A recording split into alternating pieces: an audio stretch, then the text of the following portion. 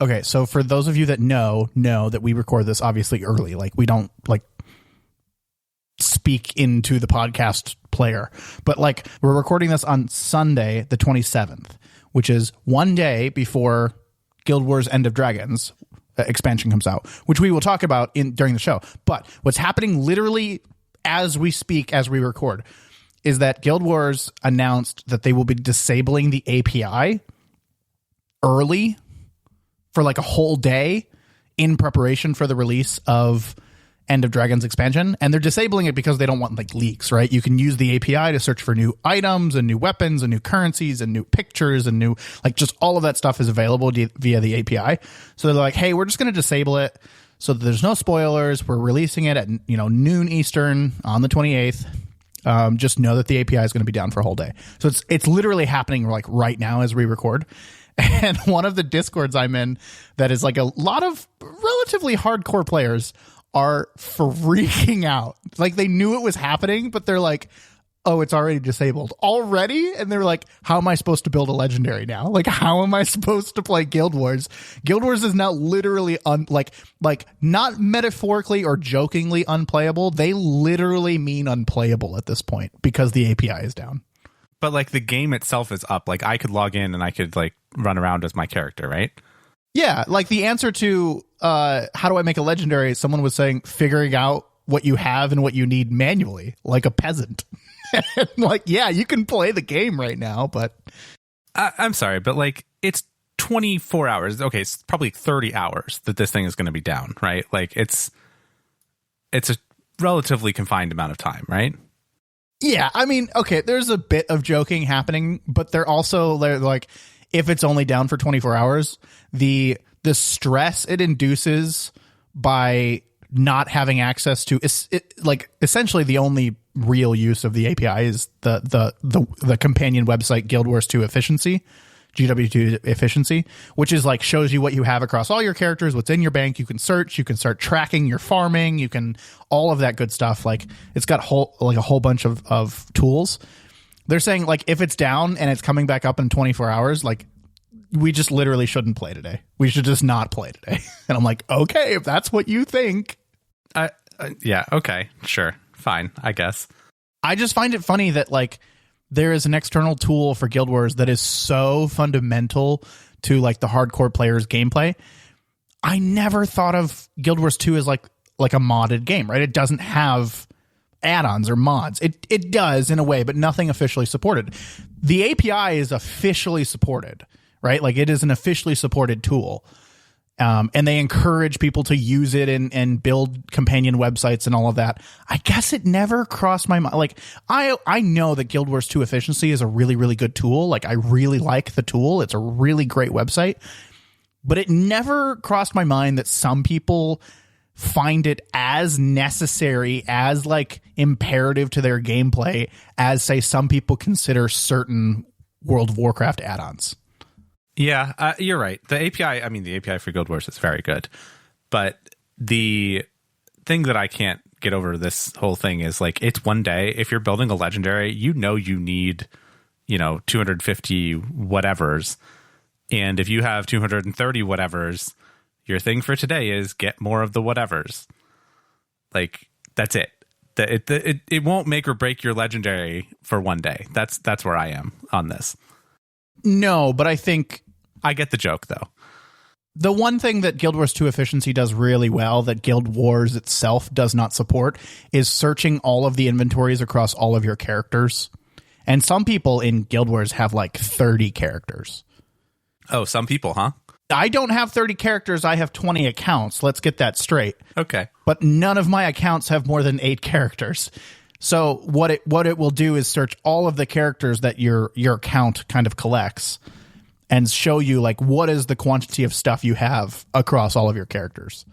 And that is really nice. It's a convenient thing. So when you're building a legendary and like this character has one material and that character has one material, and like you've known because you've been saving for a long time, that everyone eventually will have everything they need, but you don't know the totals without, a third-party tool. So I get it, but you're right. Like, for 24 hours, it's not a big deal. I'm also a little bit surprised, and I shouldn't be surprised, but for some reason I thought they would have cached what your last API sync was or something, so you could still use the site without the API being up.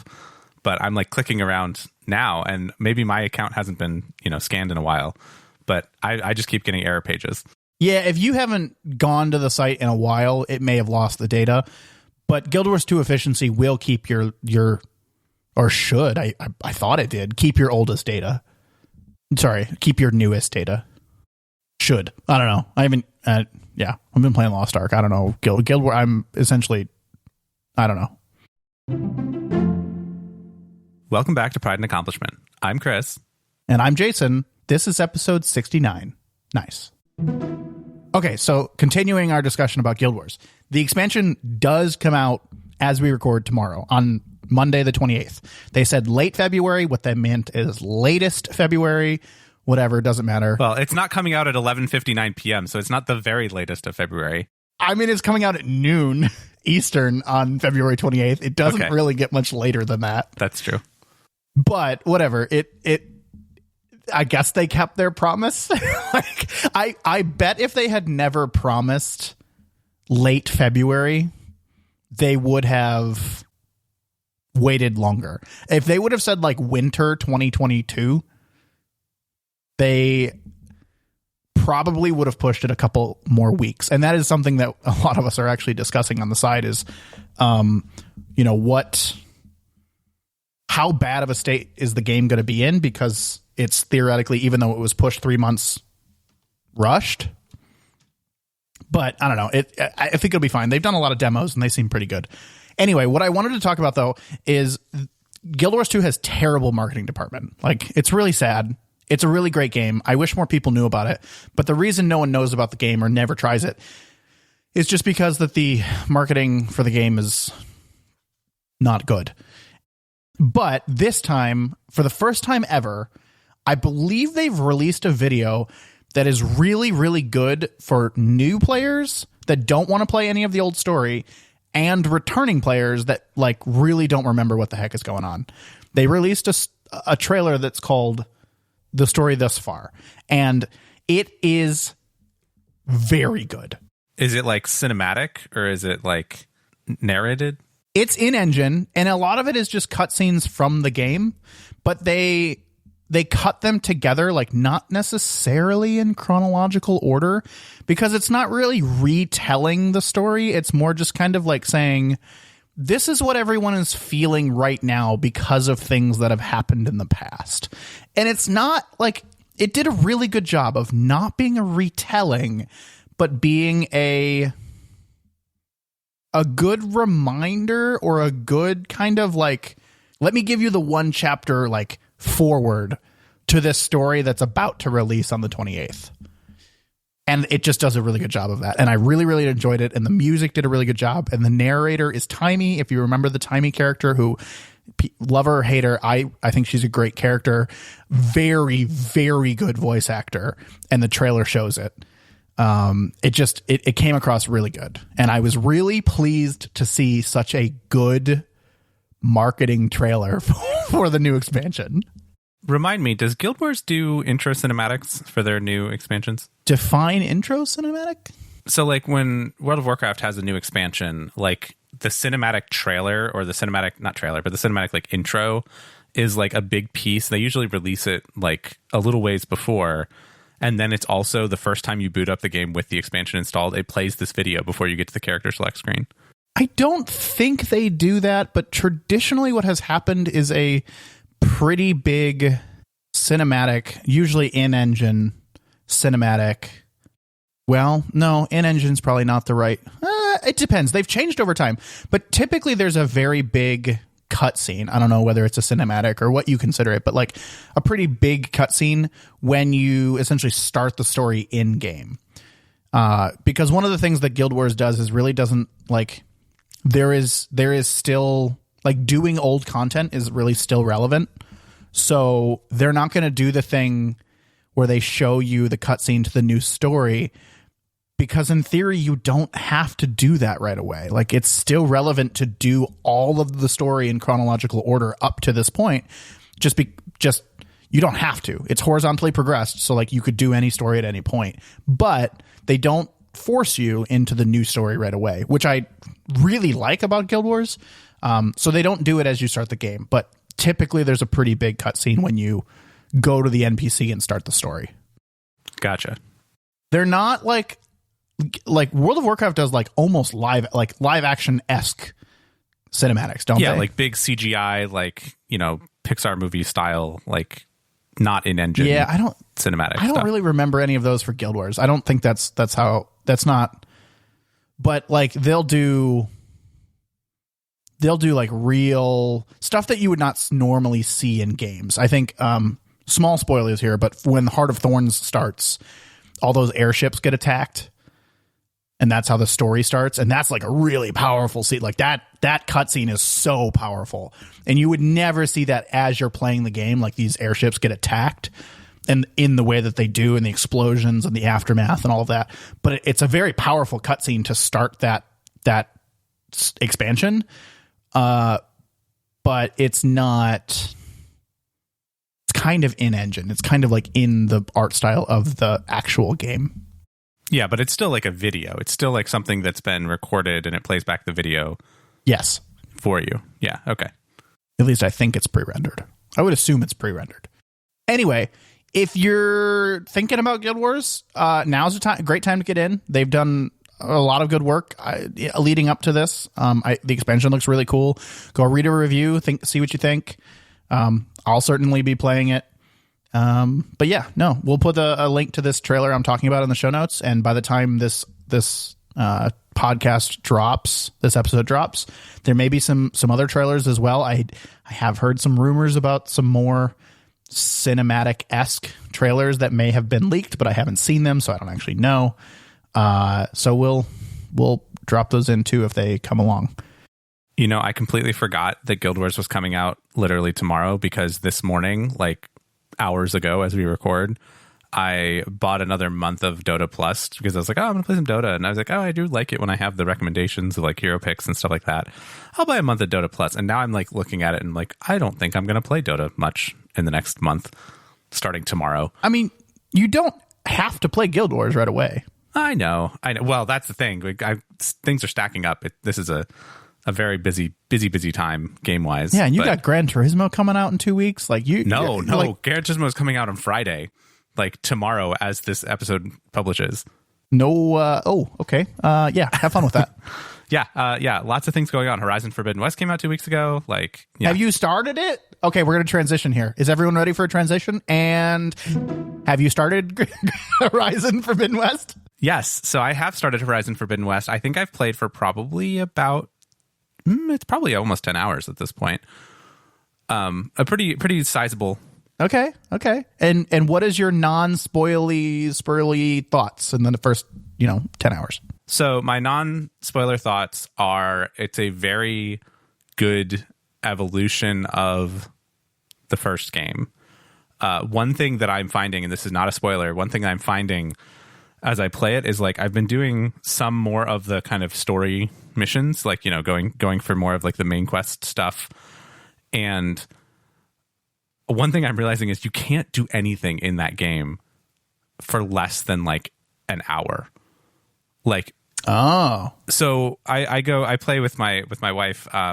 We both kind of, she watches, I play, and she really likes all of the lore, and so do I. And so, and Dunkey talked about this in his little review video, and they have a lot of dialogue choices. So like, if you want to be kind of a story completionist and get all of the backstory and all of the interpersonal interactions and all of everything, and so, pick every dialogue thing on the dialogue wheel, it's all voice acted, which is great. You can skip through it line by line. So like, while you're watching one of these little in-engine, I guess they're cutscenes kind of, I mean, they're just conversations between people, you can press X and it'll skip to the next line, like the next audio line, and it doesn't screw up the voice acting. Yeah, very similar to like Mass Effect or Dragon Age or any of those. Yeah, and they did this in the first game too. So like, you can like, zip through line at a time if you want to. But they obviously put a bunch of effort into this, and it's the cutscenes are more interesting to watch now. Like they do a little bit more, the people will walk around, or they'll like make arm gestures and stuff. Like it's not as static and stiff as it was in the first game for like the conversations back and forth. Okay. So like, you know, you kind of want to see it, and it's, again, it's well voice acted and the characters look good and all that. But my goodness, like you can end up seriously talking to one major story character person. Like I was doing one of them and it had, I think, a whole chat wheel, like 4 or 5 different items, and then 2 sub wheels, like 2 of the choices. Oh my would gosh. bring you to a whole nother wheel with like 6 choices. That's And a little much. It was a lot. And you could ask like, oh, tell me more about this thing, and tell me even more about this thing, and tell me, oh, you mentioned that one, you know, basically every noun, like every proper noun in every sentence, right, gets its own little dialogue option to like, tell me more about this tribe, tell me more about these people, tell me more about this thing. And so like, yeah, if you go through the whole thing, you'll end up having this conversation for a very long time. So one of the things that's challenging is it's hard to find the checkpoints, I guess, like the stopping points, if you will. Especially because if you're in the story missions, there's not like the nice little campfire save points, which, I mean, it's auto saving all the time. So it's not a huge deal. I was going to ask. So you're talking about like natural stopping points, not actual times to save. Yeah, I mean, if I wanted to, and I actually did this, right? We went through one of the story missions, and we got like right to a point where it was like, I'm pretty sure the next thing I have to do is going to be a boss fight. Okay, this is a good stopping point. Like that's when we put it away, and I just put the PlayStation to sleep. I'm sure it also autosaved, but it didn't really matter because I just brought it back up and it was right where we were. But yeah, it's just there's not a lot of like, okay, here's the clear story beat. Like I've talked before about how Uncharted is really good because it has chapters, and Horizon doesn't. I mean, they have story missions. It's open world versus kind of on rails. But Uncharted has like these little chapter markers that come up, and you're like, and those chapters can take a while. I mean, a single chapter can be, you know, an hour and a half or whatever, if in some cases, but sometimes it's not. And by the time you decide, like, okay, I'm going to stop at the next logical stopping point, usually you're within, I don't know, 45 minutes or less of the next stopping point. Horizon, I don't feel like that's always a guarantee. But all that to say, it's still really fun. Like the game is still very good. The combat is still excellent. I think that the variety of machines is better. So everybody's been talking about that, how they have, you know, they went from something like just over 20 to like more than double that in terms of machine types. So the world seems more varied. Yes. I haven't gotten all the way, you know, west in the Forbidden West yet. Like I've gotten kind of to the point where all the expository stuff has happened, and I'm like, okay, I know I need to go west. Okay, you're feeling that the map essentially is about to open up. Yeah, I mean, there's an opening area. Like there's a very clear like starting area that like is very obviously like the learning area, I guess I would say. Yeah, but it's not a tutorial. Like, well, we can talk about tutorials too, but the thing they do for a tutorial is actually a really clever way to do it. Well, the first one was super clever too. Yes, the first one you started out as a child. Yeah. And this is spoilers for the first half hour of the first game, I guess.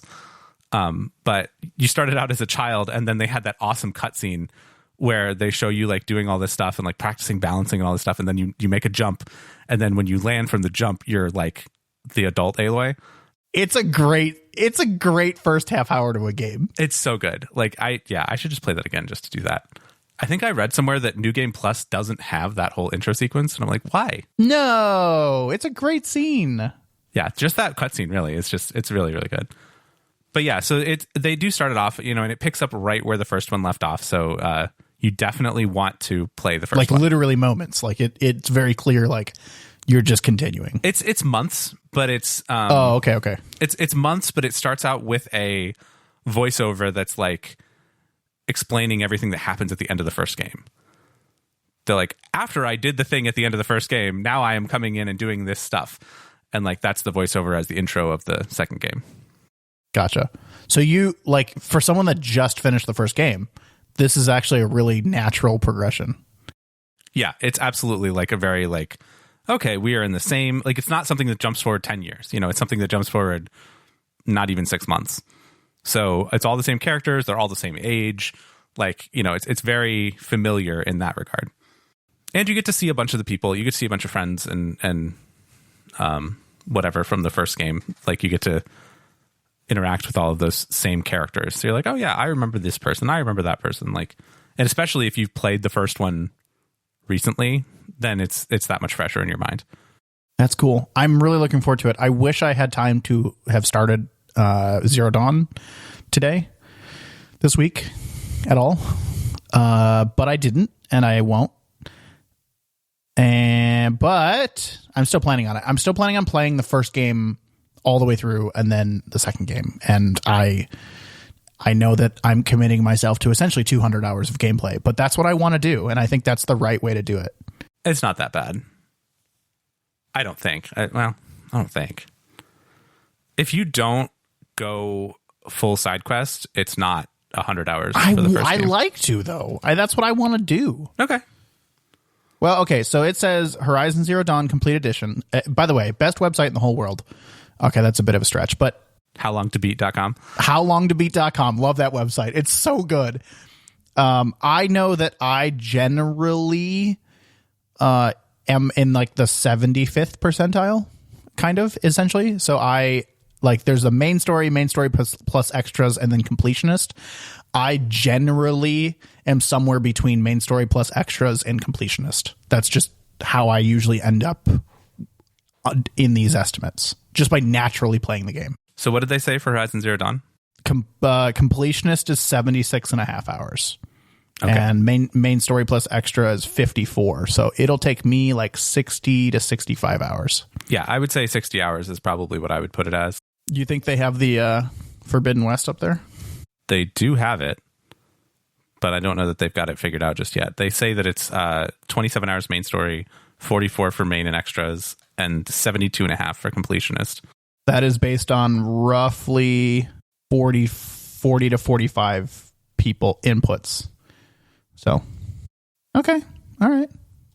I will say one thing on Horizon that I haven't quite nailed down yet is whether I like playing on the performance mode or the fidelity mode or whatever they call them. So the full 4K 30 frames per second versus the fake 4K 60 frames a second, because you can choose, and all the games now have that. And there's this great flame war on the internet about, you know, whether you should play with one or the other. Really, you should play with whatever looks good for you. But it was a big deal that Digital Foundry recommended that you play in 30 frames a second. And, you know, usually people thought they would be more towards the higher frame rate. And I can say that most of the time I've played it on the higher frame rate, and I liked that a lot. And when I switch back to the 30 frames per second, it's like super jarring. Like it looks like it's just like, oh my gosh, it's so jittery. And I think that might be because of my OLED TV. But I got used to it after, I don't know, a few minutes. And then I was trying to do it with the higher quality. And I'm not sure that I can tell a difference. I'll be playing with my PS5 sitting right there, streaming to my computer. I don't know if you'll want to do that, actually. Why? Well, no, because I think that do what you want to do. But I don't know that I would play this entire game that way, because the streaming, while it is very, very good and like the quality is really good, and obviously it's fine, you know, wire wise, because you're talking about wired networking over the course of like 20 feet, not even, of wire to cover like 3 feet of actual distance. But like the compression that they use to do the video streaming for the remote play, it does take away a lot from the dynamic range and like the color of the video stream, I would say. So that's just, I mean, all right. I will give it a try plugged in. Just run an HDMI cable to one of your 3 monitors. Yeah, I feel you. I will try. Like if I had my PlayStation sitting right here on my desk, that's what I would do if I wanted to play PlayStation. Like I stream it because the PlayStation is downstairs, hooked up to the nicest TV in the house. But like if I didn't do that and it was up here and it was like literally on the desk, I would just run a 3-foot HDMI cable to one of my screens and just swap it over. I will try it. I'm not sure it will matter to me. You may not care, but yeah. Hey, real quick, that's totally off subject. Do you know if Play Anywhere is like an app that I can get on like an Android TV downstairs? The remote play thing? The Sony remote play thing? Yeah. I don't know. Okay, I'm gonna try it. I'll report back on that because I've got a TV in my room, like next to my bed, and it's a smart TV, and I'm like, I wonder if it has like a PlayStation Play Anywhere, remote play app that I can just install on the TV. It looks like it's got an app that's available on. I know it has an iOS and Android app. Yeah, it's technically like an Android TV or whatever. So I'll try it. I'll report back on if I have any success with that. Anyway, keep playing. Keep not spoiling it. I'm glad you're enjoying it so far. One thing that I am really enjoying about it, and I don't think that this is a spoiler, is that in the first game, right, there's a twist, because there's always a twist. But the nice thing about it, and to me, that really opens up the first game and that makes the story of the first game much more interesting, which is why I say, like, power through. Like, if you're not clicking with the story, keep going. The nice thing about this one is that it starts after that, obviously. So it's just like an expansion of the part of the story that I like. And so I've really enjoyed that level of, I don't know, whatever, storytelling or that revelation having already been out of the way. So that it doesn't feel like there's, to me anyway, it doesn't feel like there's like as much waiting to kind of get to the good part. So I will say that I'm generally enjoying the content of the story as well as the graphics and the gameplay and all of that stuff. So for me, so far, so good. I know some of the reviews were less excited about the story of the second game, but I don't care. I mean, sequels are always hard. They're always hard because introducing new people to new story is just inherently interesting. And then you lose the sense of awe a lot of times with a sequel, and you have to make up for it. So I can see how, the story wasn't, as interesting. Well, yeah, because you know a lot already, but you have to go into it with a slightly different mindset. Yeah. I mean, everybody was all very, annoyed at the first game because they had so many like audio logs and text logs and stuff like that. I really liked all of the audio logs. Like I liked to hear the, what was going on in the previous, of the game world, in the past of the game world. And there's significantly fewer audio logs, it feels like, in the second game, at least so far. And I'm actually a little bit disappointed by that, even though some of the reviews were like, this is much better. I'm like, I would rather have a little bit more. Because, I don't want text logs because then I have to stop playing. But if I have audio logs, I can keep running around while it plays me backstory. And I really like that. But, I mean, there's not that many text logs either. They're doing more things through cutscenes. I don't have experience with audio logs in Horizon, obviously, because I haven't played it. But I liked the audio logs in The Division, like when you picked up someone's cell phone and heard the backstory. When I wasn't playing multiplayer, right? When I was playing multiplayer, I was like, please stop playing. I can't hear anything. But Horizon is obviously a single player game, so that's not a problem. So I think I would enjoy them too. Yeah, I think the biggest challenge for me with playing Horizon right now is trying to find times when both my wife and I can sit down and play the game and go through the story, waiting for her to be able to sit down and play it with me. That's probably my biggest challenge at the moment with this game, or the biggest limiting factor as to why I haven't, mostly finished it by now.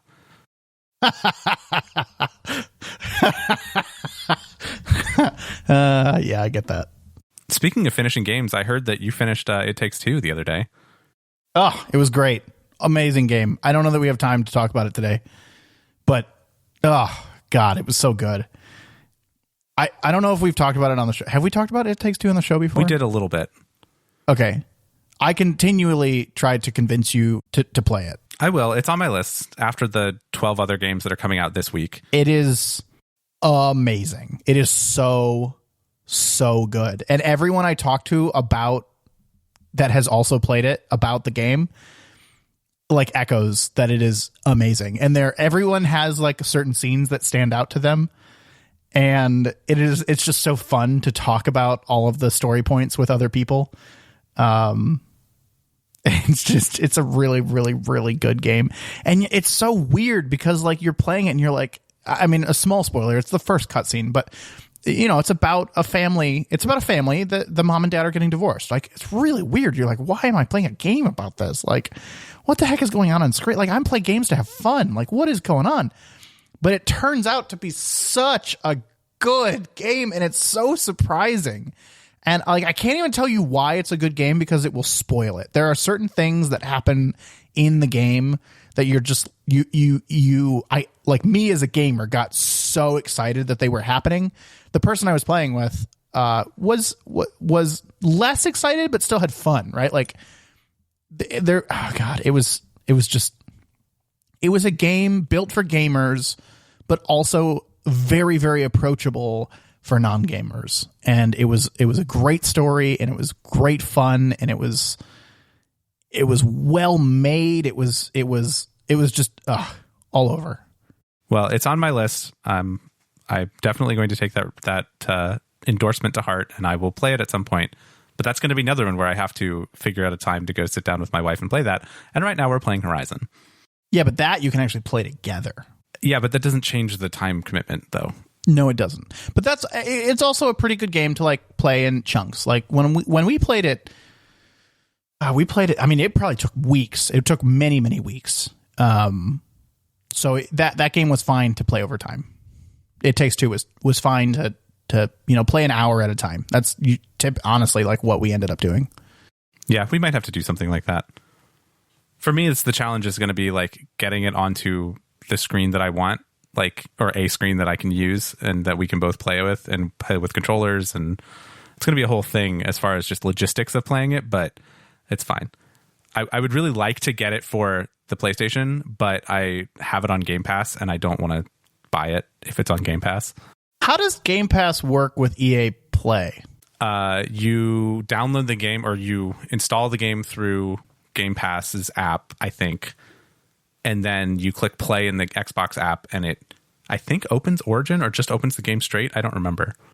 Do you get EA Play for, I guess that's all PC only, isn't it? No, there is an EA Play for PlayStation. Like you can buy an EA Play subscription for PlayStation, but I don't think you can link.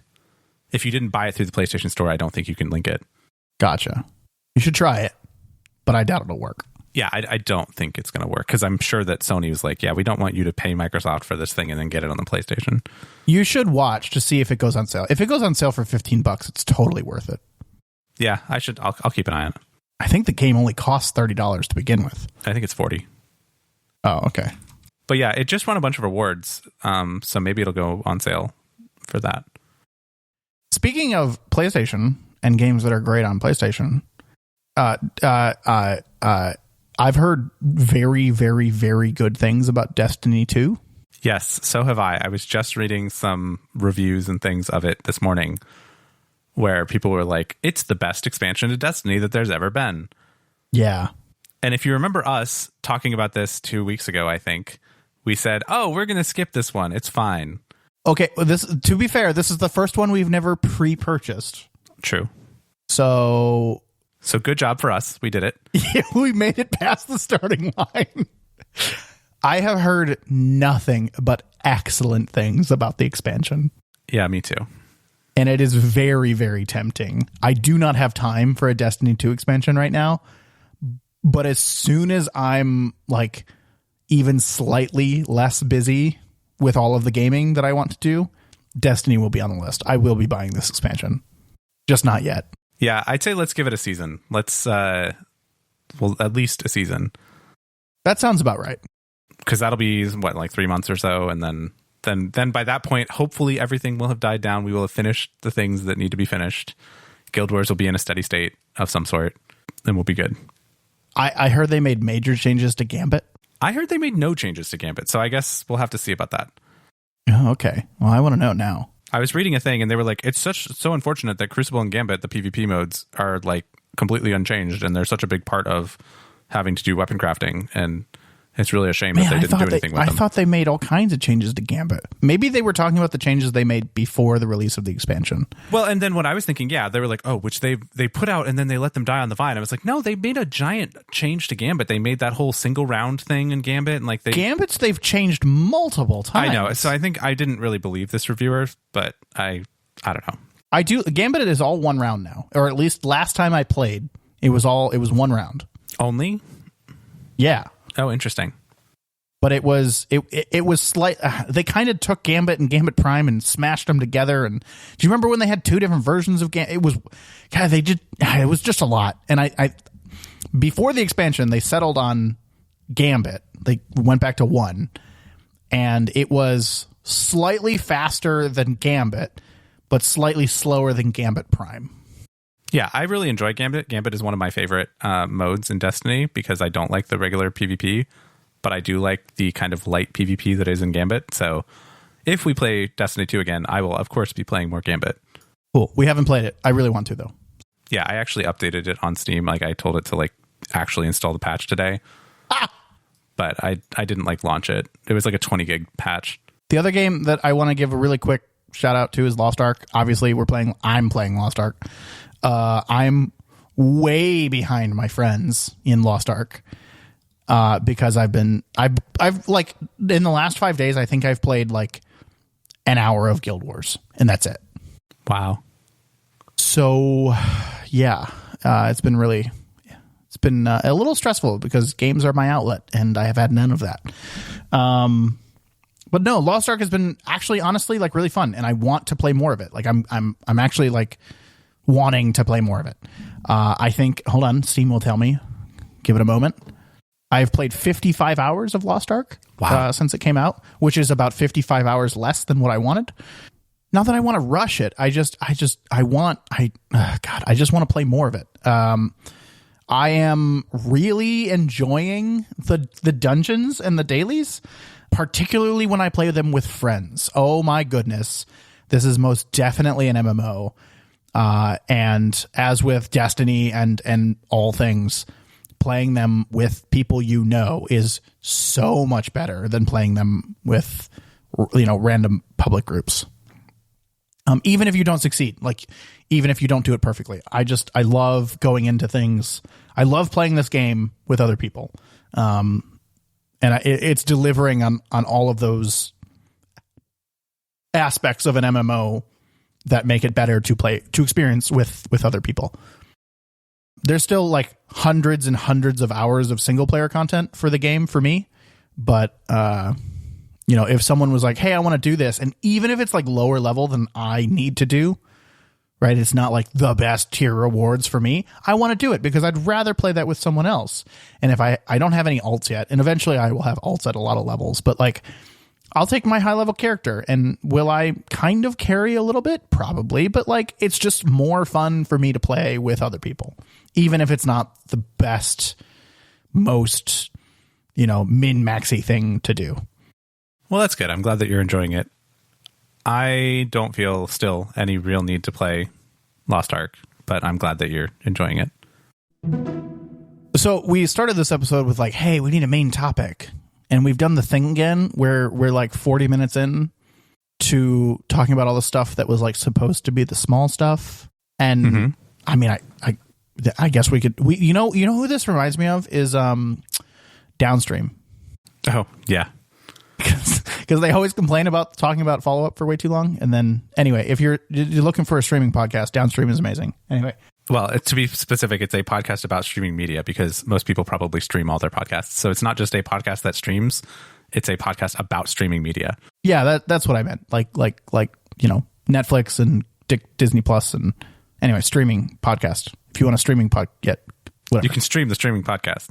You can stream the streaming podcast about streaming.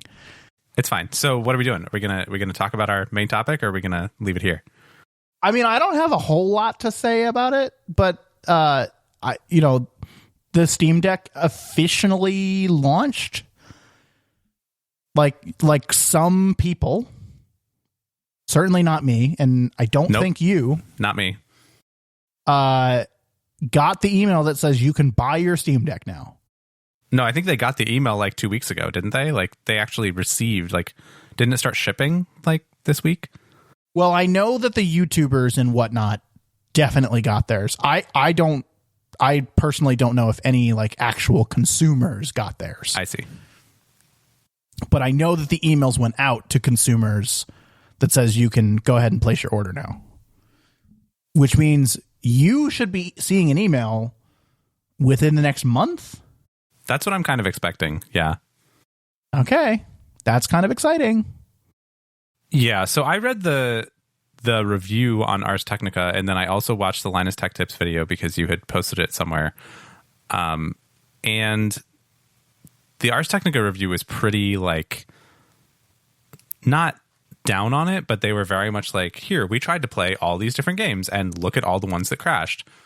And they were like big games like Civilization 6 and like Grand Theft Auto and like, well, I think Grand Theft Auto was one of them.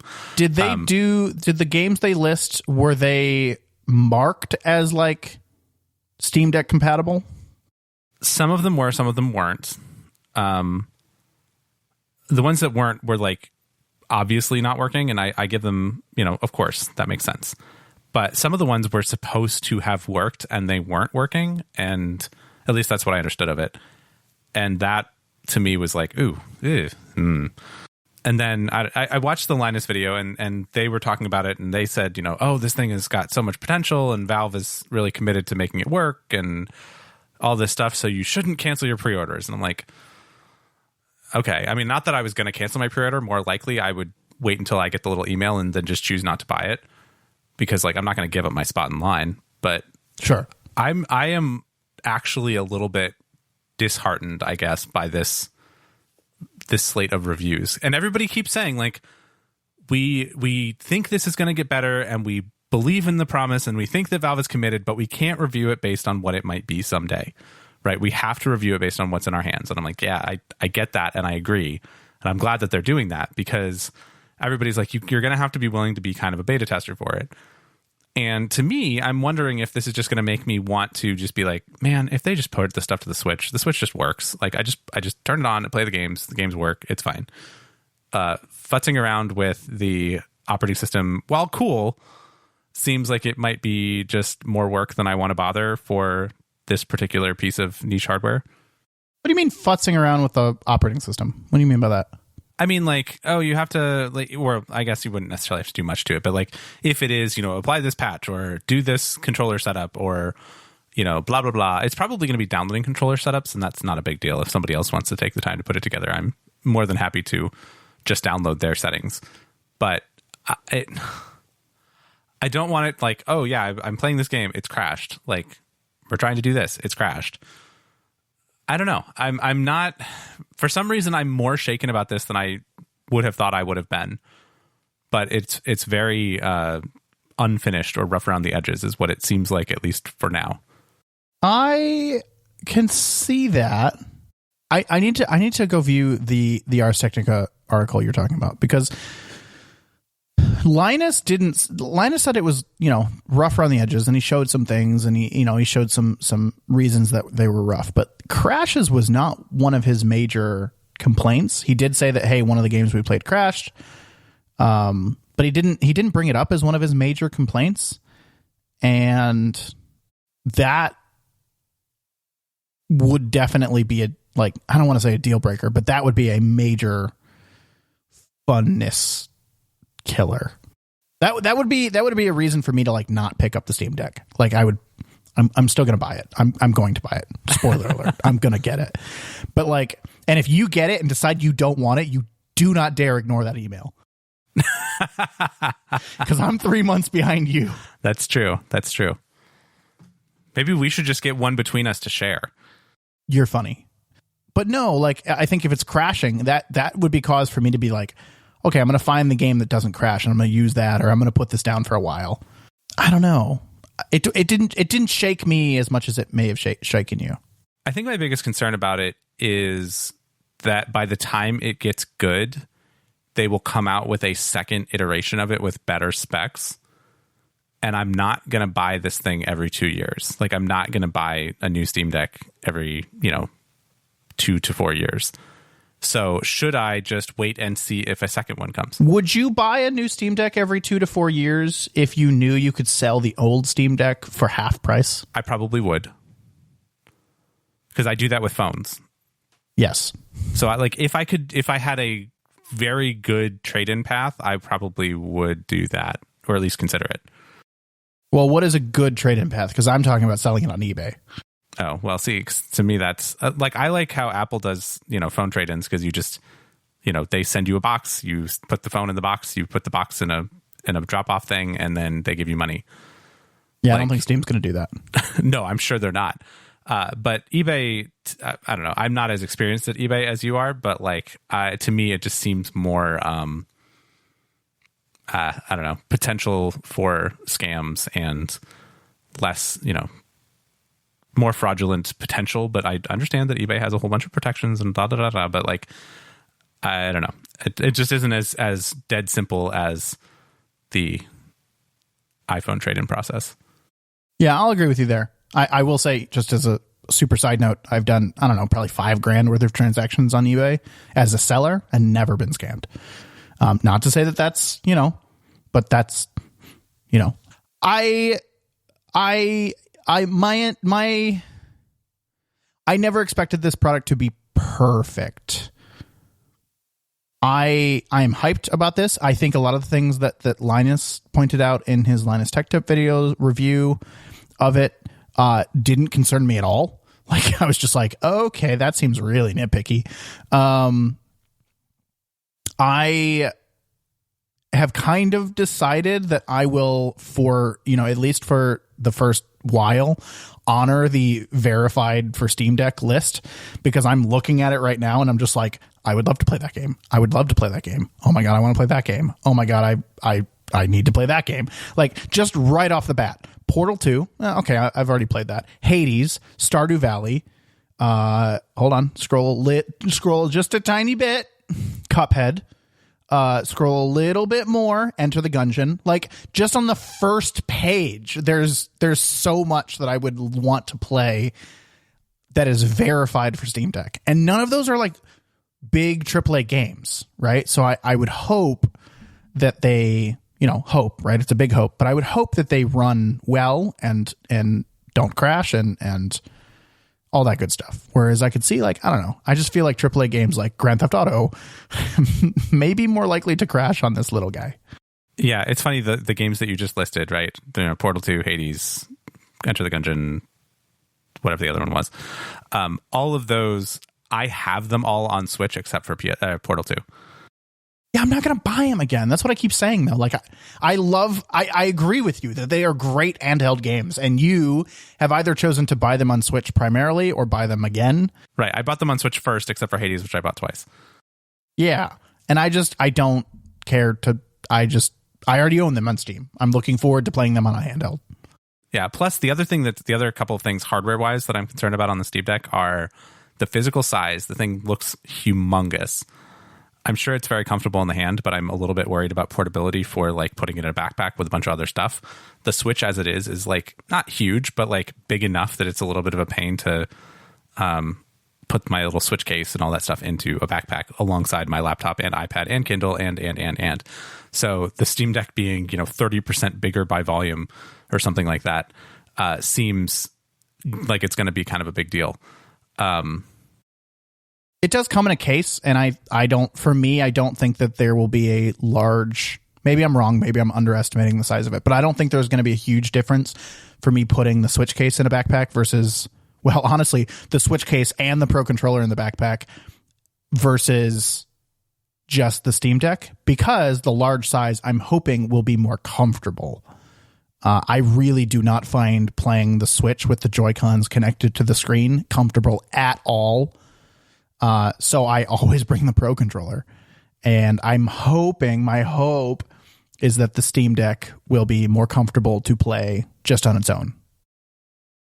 I got the Hori, whatever they call it, gamepad thing. That's the Joy-Con replacements for the Switch that makes it into a real size controller. They're much bigger, so you have the same problem of transporting them, but they do make it so you can actually play the Switch in a handheld mode with controllers that are attached to the sides of it. So it's one unit instead of, I have to find somewhere to set the Switch and then play with a Pro Controller. So I will say, I know you don't care about the Switch, and I know that you're not interested in ways to play the Switch, but if anybody out there is listening, those, they're made by Hori, Hori. Those things will make it so that the grips on the Switch are not so tiny for adult size hands.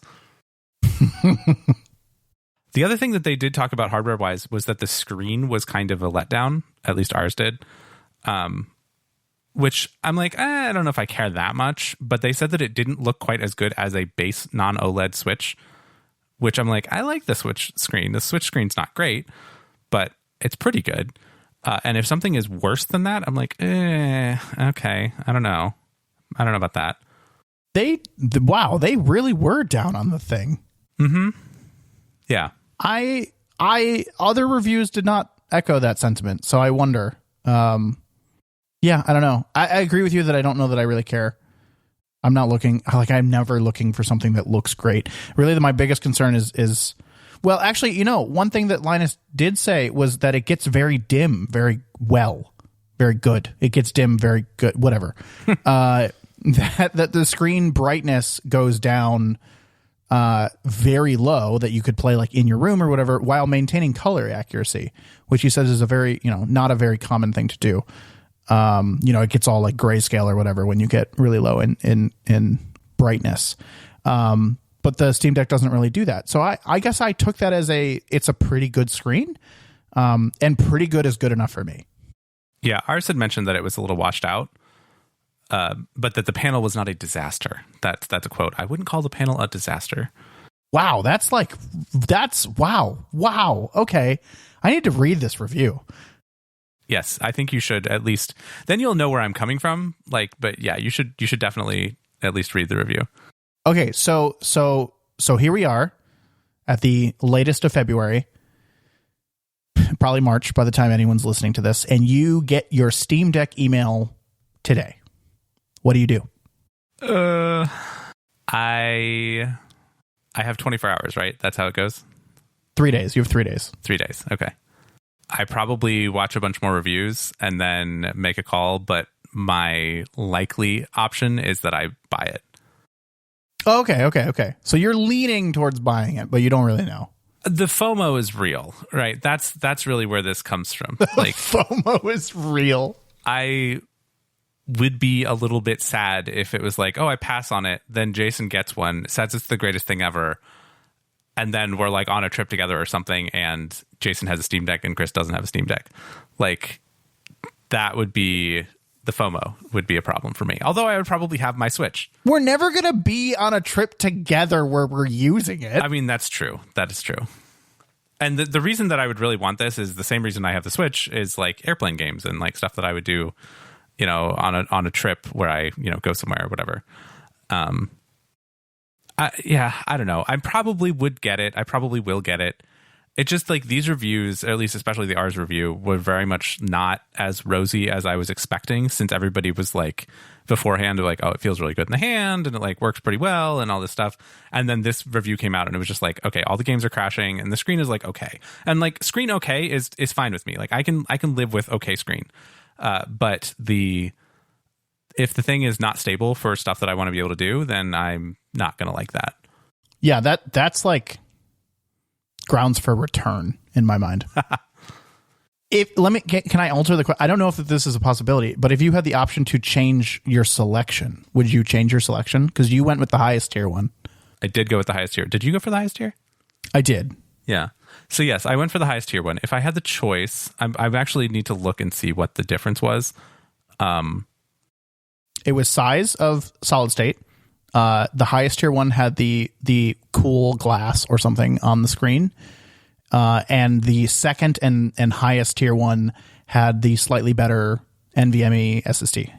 I think I forget what the price difference was. It was, let me see, $399, $529, $649. So $400, $530, and $650. I might bump down to the middle one. I thought you might. I thought you might. I don't think I would go down to the cheapest one, but I might go down to the middle one. And if that's an option, I think I would not fault you for that. I won't change. I'm getting the big one. Whatever. It's $100 whatever bucks. Yeah. I'll probably. I mean, for the storage too. Now I have heard that the SSD load times. Sorry.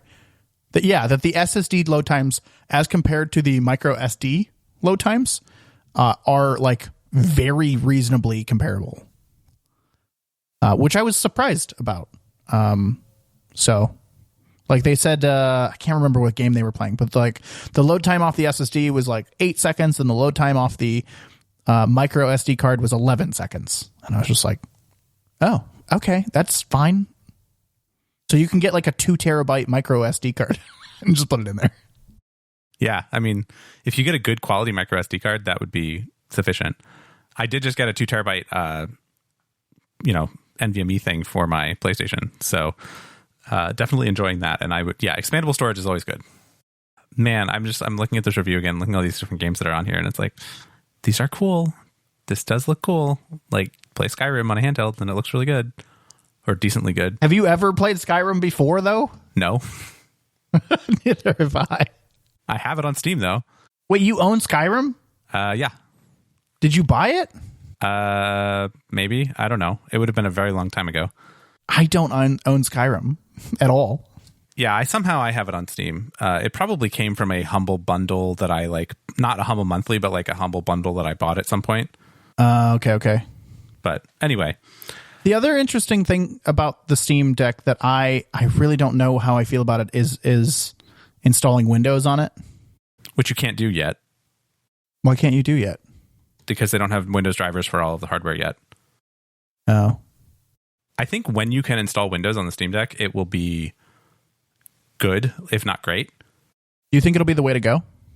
I think it might be. Unless it completely tanks the performance, I think it will be, just for compatibility's sake, to not have to use the Proton thing or Photon or whatever they call it, the compatibility layer that they do for games that run on the Linux that the Steam Deck ships with. I think that a Windows 10, you'll have to buy a Windows 10 license, which is a little bit of a bummer, but I think that Windows 10 will just be the easiest, lowest friction way to play games on the Steam Deck, because they'll all just work. This is first generation hardware, and these things are kind of expected. And like the fact that the guy was like the article was what said, they're pushing out daily updates, and I was just like, oh, okay, so by the time I get mine, it'll be fine. Yeah, that's why it's going to be a game time decision when I get the email. It's going to be, okay, let's see what the state of this thing is now, right? Let's look for the Twitter hashtag of Steam Deck or whatever and see what the general sentiment is. If people are like, oh my gosh, I can't believe I love playing Hades on my Steam Deck. Or if it's like, oh no, I'm crashing every second on whatever. Well, you're always going to find that second person. Let's be clear. You're always going to find that second person. Oh yes, people complain. You have to find the balance of where it lies. Also, I'm pretty sure the Steam Deck has a 30-day return period. So keep that in mind. Well, that might change the game for me. Yeah, you should look that up when you go to purchase it. I'm pretty sure there's a standard 30-day return policy. Okay. Maybe it's 14 days, but even still, you will know in the first 14 days. Yes, I'll definitely know in the first 2 weeks. No problem. Hey, speaking of things that get better over time, have you tried Cyberpunk lately? No, and I still have a PS4 copy, disc copy of Cyberpunk 2077. And this past week they came out, or maybe it was last week, which again, games, come on guys, timing. Let's talk about calendars and schedules. But calendars, have you heard of one? Seriously. They came out with the next gen patch for Cyberpunk 2077, again, within the last 10 days. And apparently, according to the headlines on Reddit, it fixes the whole game and it's amazing now. Is the gist I don't of know it. About amazing. There's still opinions on the story here. Okay. But I have heard similarly that now is the time to play it on a next gen console. It's ready to go. Yeah, so I have the PS4 disc. I can pop it in my PS5, play the PS5 version. I would like to do that someday, but again, timing. Guys, could we not have come out with this the week of E3 or something when no other games come out, but lots of game news comes out? That would have been a really good time to do this, but I don't think there's any rush on this one. No, not at all. I guess I wanted to see if you had even tried it or anything, but yeah, no, I hopefully there's a redemption story here. I don't know, based on my playing of the game, I experienced very few bugs actually playing the game when I did. Very few, none that I remember. I just didn't care for the game. But I don't like Fallout. I don't like those first person story games at all. Third person's where it's at, man. I mean, Horizon is third person, so fine. But yeah, good. I think it's all possible good to Sony have, games are third person. I think it's possible to have a good first person story, but that's fine. I mean, plenty of people like Fallout, plenty of people like Far Cry, plenty of people like first person story games. I'm not one of them. Did you play BioShock? Nope. Okay. I don't think you would like it because of the aesthetic, but the story was really good, and it was first person. I didn't like Half-Life. Sue me, but I didn't like Half-Life. I just didn't get into it. It was first person. Wow. If I can't imagine writing off an entire like category of games just by the control style. I try them all. I tried to play Half-Life, and I'm just like, I'm sitting there. I'm just like, what does my face look like? Who cares? What does my back look like? Who am I? You're Gordon Freeman, Mr. Freeman. How do I fit into this story? How do I fit into this situation? You're a voiceless protagonist. It's fine. Don't worry about it. Yeah. Okay. I mean, in Half-Life, you're a voiceless protagonist. I know. It's just, fine. Third person's the way to go. Well, on that note, we've been going on for over an hour now. Yeah. We got a little ranty today. Little bit. If you're interested in ranting with us, you can do so on our Discord and find out about free games from the Epic Game Store and connect with a few other people that are in the community and all kinds of cool stuff. You can get there by going to discord.pnapodcast.com. Yeah, quick little plug for that. Jason set up a really cool bot that tells you whenever there's free games on the Epic Game Store, and it gives you a link straight to the store to just redeem them, and you can do it on your phone. So if for no other reason, joining the PNA Discord just to get that channel with that bot is a great thing to do, because I have not missed an Epic Games free game in 6 months because of that. I mean, for the ones that I want. So, do you not get them all? I get most of them. If it's actually, they've started to loop around again. They have. I was just going to bring that up. So I'll go and I'll go to redeem them, and then it'll be like, you already have this. You can't redeem it again. I was like, oh, okay. Thanks. Bye. Yeah. So I do redeem almost all of them, if not all of them. But yeah, so discord.pnapodcast.com. It's a great place. It's got a good bot. It's cool stuff. If you want to find our show notes or any of our older episodes or get in touch with us via email, you can visit our website at pnapodcast.com. That's P, the letter N, the letter A, podcast.com. If you're enjoying the show, we would love if you could just share it with some others that may enjoy it as well. Thanks for listening, everyone. We'll talk to you next time. So I was starting the outro today. Like I said, join us at discord.pnapodcast.com. And my dog started running upstairs as if she knew that the show was about to be over and that we got to play now. Oh my goodness. Wow. She's smart. I don't know if that's actually what happened, but that is the series of events that took place. And I am convinced that she knew that I was about to be done. That's weird, because sometimes we keep talking for half hour, after the show. Yeah, but she knows as soon as I stop recording that she's allowed to jump up and get pet and throw the ball and all that stuff. Oh, I see. I can't throw the ball while I'm recording because she'll squeak it. Right. Well, we'll have to do more studies on that and see if she's really listening to the show or not. Another listener. Great. I don't think she's going to show up in the stats. I don't think so either. She might show up in Discord though.